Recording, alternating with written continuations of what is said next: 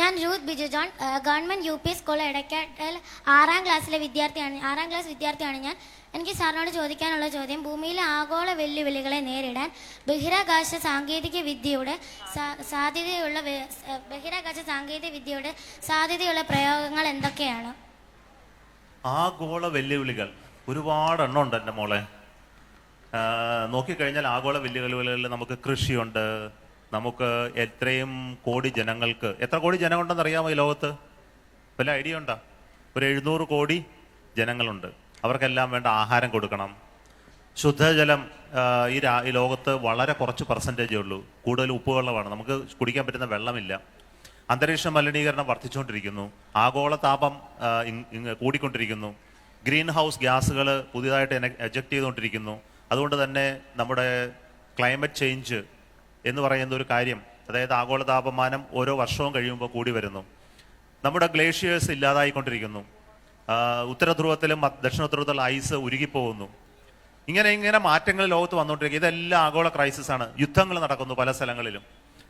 ഇതെല്ലാം നടക്കുന്നുണ്ടെങ്കിലും ഇതെല്ലാം നമുക്ക് സ്പേസ് ടെക്നോളജി കൊണ്ട് സോൾവ് ചെയ്യാൻ പറ്റുമെന്ന് ചോദിച്ചു കഴിഞ്ഞാൽ ഇല്ല. പക്ഷേ സ്പേസ് ടെക്നോളജി കൊണ്ട് നമുക്ക് ചെയ്യാൻ കഴിയുന്ന ഒരുപാട് കാര്യങ്ങളുണ്ട്. ഇപ്പം ഞാൻ ഒന്ന് രണ്ട് എക്സാമ്പിൾ പറയാം. കൃഷിയിൽ നമുക്ക് ഒരുപാട് കാര്യങ്ങൾ ചെയ്യാം. കൃഷി ചെയ്യാൻ പറ്റിയ സ്ഥലങ്ങൾ കണ്ടുപിടിക്കുക പുതിയതായിട്ട്. ഏതൊക്കെ സ്ഥലത്താണ് നമുക്കിനി പുതിയ കൃഷികൾ ചെയ്യാൻ കഴിയുക, അതിന് നമുക്ക് ഇമേജിങ്ങിലൂടെ കണ്ടുപിടിക്കാൻ പറ്റും. അതുപോലെ ഇപ്പോഴുള്ള കൃഷികളുടെ പ്രോഗ്രസ്സിനെ അനലൈസ് ചെയ്യാൻ, അതായത് വെള്ളത്തിൻ്റെ സ്ട്രെസ് ഉണ്ടെങ്കിൽ, വളത്തിൻ്റെ കുറവുണ്ടെങ്കിൽ, പെസ്റ്റിസൈഡുകൾ അപ്ലൈ ചെയ്യണമെന്നുണ്ടെങ്കിൽ, അതിനൊക്കെ ഇപ്പോൾ കൃഷിയിൽ ടെക്നോളജി വരുന്നുണ്ട്. സ്പേസ് ടെക്നോളജി ബേസ്ഡ് ഒരുപാട് കൃഷി സൗകര്യങ്ങൾ ഉണ്ടാകുന്നുണ്ട്.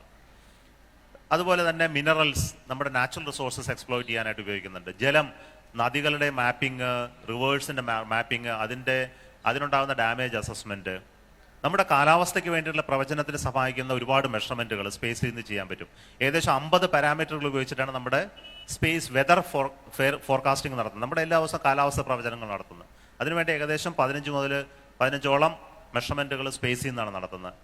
നമ്മുടെ സൈക്ലോണുകൾ ഉണ്ടാകുന്നത്, വെള്ളപ്പൊക്കം ഉണ്ടാകുന്നത്, ലാൻഡ് സ്ലൈഡ് ഉണ്ടാകുന്നത്, ഇതിനൊക്കെ സമയത്ത് ഉപഗ്രഹങ്ങൾ ഉപയോഗിച്ചിട്ടാണ് നമ്മൾ ഇക്കാര്യം കണ്ടുപിടിക്കുകയും വാർണിംഗ് നടത്തുകയൊക്കെ ചെയ്യുന്നത്. വെള്ളപ്പൊക്കം വരുമ്പോൾ നമുക്ക് ഇനി അടുത്ത ദിവസം വെള്ളപ്പൊക്കത്തിൻ്റെ അവസ്ഥ എന്താണെന്നൊക്കെ പ്രിഡിക്റ്റ് ചെയ്യാൻ നമുക്ക് ഉപഗ്രഹങ്ങൾ ഉപയോഗിച്ച് കഴിയും.